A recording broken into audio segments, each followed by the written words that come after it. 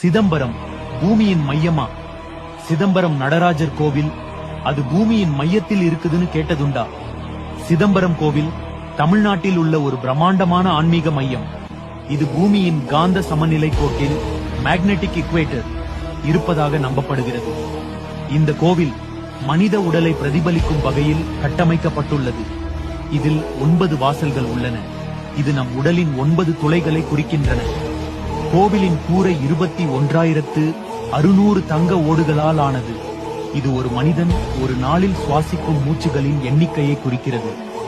இந்த தங்க ஓடுகள் 72,000 தங்க ஆணிகளால் பொருத்தப்பட்டுள்ளன.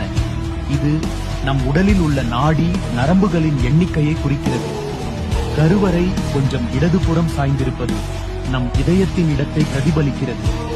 சிதம்பரம் கோவில் பூமியின் மையம் அல்ல, ஆனால் அது நம் ஆன்மாவின் மையத்தை தொடும் சக்தி கொண்டது.